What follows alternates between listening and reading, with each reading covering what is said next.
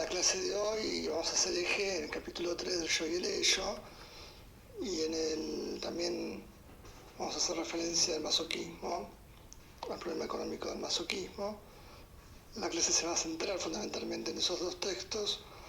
Igual ustedes recuerden que tienen que ir leyendo todo lo que entra en prácticos y que los temas se van relacionando y articulando entre sí. Lo que no dice en uno lo completa en otro texto. Pero hoy fundamentalmente vamos a estudiar un concepto que es central, que es fundamental y que es nuevo de lo que veníamos viendo, que es el superyo. Concepto absolutamente importante. Poder entender bien qué dice Freud con respecto al superyo da un panorama muy interesante para entender muchas de las cuestiones clínicas que, sobre todo, más allá de las formaciones del inconsciente y en relación a esta parte de la teorización freudiana, a partir del más allá del principio del placer, el superyo es absolutamente central y clave. También teniendo en cuenta el cambio del modelo pulsional con la novedad de la pulsión de muerte. Recuerden que la novedad de la pulsión de muerte es una tendencia de desmembramiento conservadora de la pulsión, una tendencia hacia atrás, regresiva, que desune, una tendencia que no liga con los objetos, con las representaciones.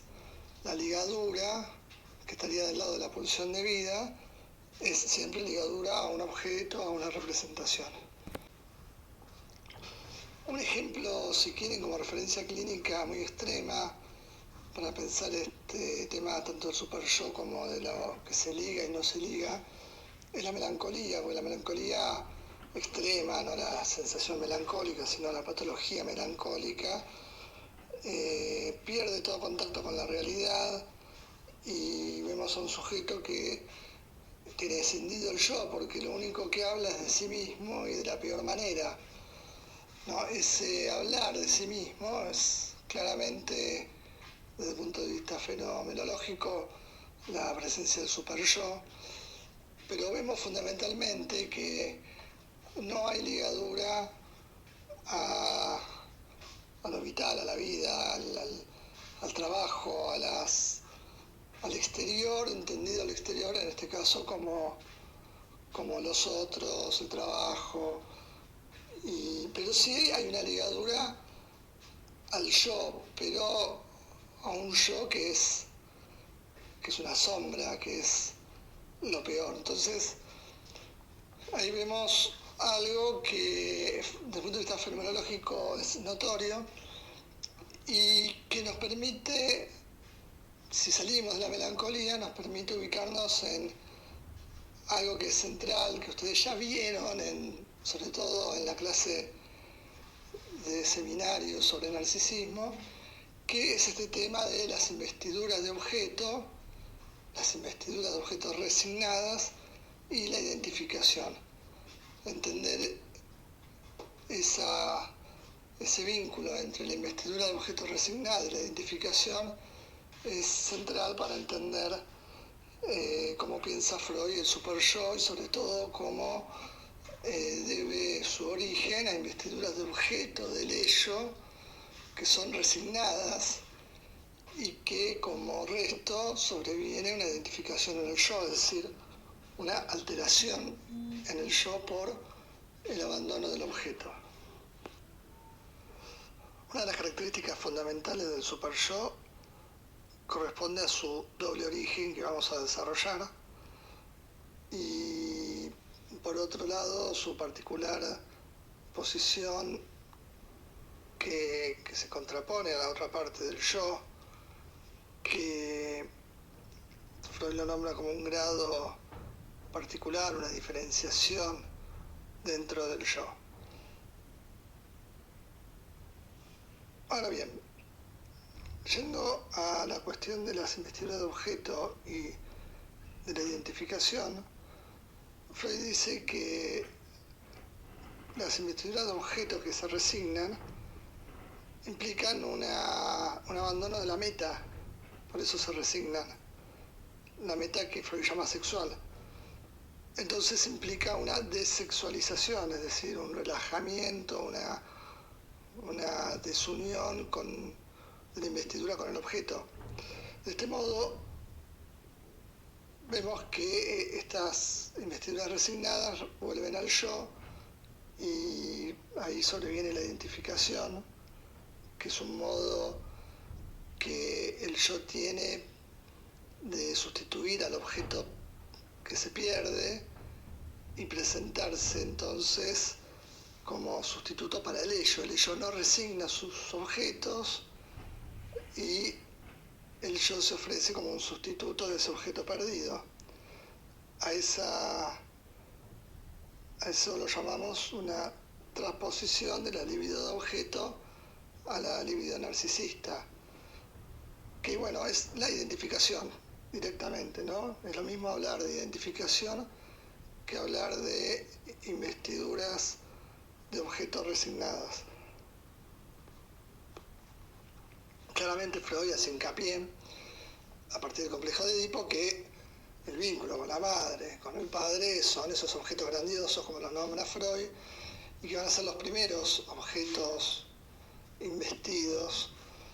Y al super-yo lo nombra como el heredero de esas investiduras, es decir, a la salida del complejo de Edipo, la salida que implica una desexualización, que implica un desvío del interés, que en definitiva a la salida sobrevienen las identificaciones padre-madre.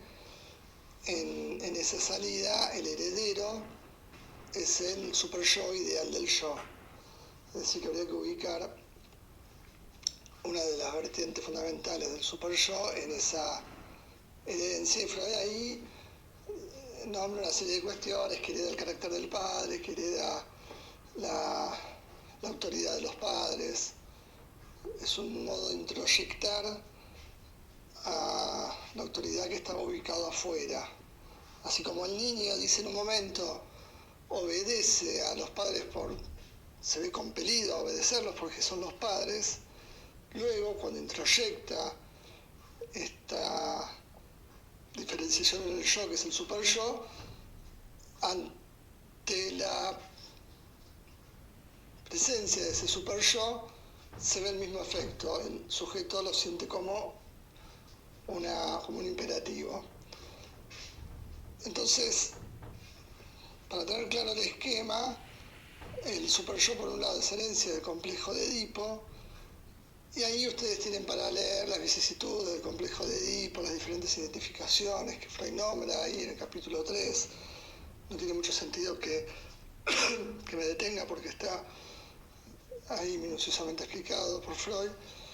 Pero la otra identificación corresponde a la primaria, el otro origen. El doble origen es, por un lado, como heredero del complejo de Edipo, pero fundamentalmente y de manera temprana debe su origen a la identificación primaria. ¿Cuál es la identificación primaria? Es la que ya vimos en Tótem y Tabú y que hace referencia al padre de la horda primitiva. Es decir, al padre vivo de la horda primitiva, ¿no? Es decir, aquel que gozaba de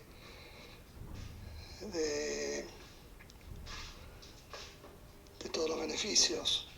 Entonces, este doble origen es fundamental para poder explicar cómo caracteriza Freud al super-yo. Esta faceta ligada a la identificación primaria la podemos ver en que el super-yo, por un lado, es el residuo de las primeras elecciones de objeto, pero, y fundamentalmente, Freud destaca que es una enérgica formación reactiva ante ellas. Entonces ahí vemos que por un lado, como heredero, quedaría la idea de así como tu padre debes ser, que es la identificación del Edipo, sino que también vemos la prohibición, así como el padre no te es lícito ser, no puedes hacer todo lo que él hace, muchas cosas le están reservadas a él.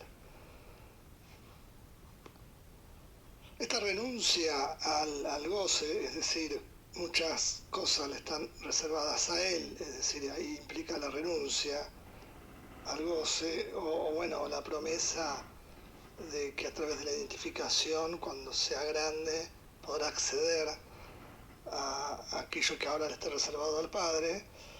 Lo vemos también en relación a algo que es muy característico en el Super Yo, que es una paradoja, que es que a mayor renuncia, mayor severidad. ¿Por qué mayor severidad? Porque esta renuncia es una renuncia de impulsos provenientes del ello, que son, esta unión que tenía, esta ligazón que hay entre el super yo y el ello, que lo que ha quedado como investiduras resignadas son investiduras provenientes del ello. Es decir, que hay un vínculo muy cercano entre el super yo y el ello, y de ahí la mayor severidad, porque el super yo sabe de estos impulsos, entonces no renuncia fácilmente. Cuando Freud habla de las primeras investiduras en relación al super yo, destaca lo oído. Ustedes ven en el esquema que hay un casquete auditivo que da lugar al super yo, y entonces el oído Freud lo ubica del lado de las representaciones palabra, es decir, el material del super yo son representaciones palabras. Si uno quiere dar ejemplos muy sencillos acerca de esta cuestión de la representación palabra o del super yo, podríamos decir que representa esa voz interior permanente, esa autoobservación y ese pensar que es siempre en palabras, que en el caso del neurótico aparece como un pensamiento, pero que en los fenómenos psicóticos aparece como una voz proveniente de afuera, es decir, como un imperativo, una orden. De ahí la cuestión compulsiva que muchas veces tiene estas voces en los delirios y alucinaciones psicóticas. Bueno, por ahora dejamos acá. Probablemente yo suba nuevo material en la semana, porque hay algunas articulaciones que van quedando ahí dando vueltas, y entonces me parece que será necesario subir quizás algún texto más, pero en principio la clase de hoy se centra en el super yo y el masoquismo erógeno primario,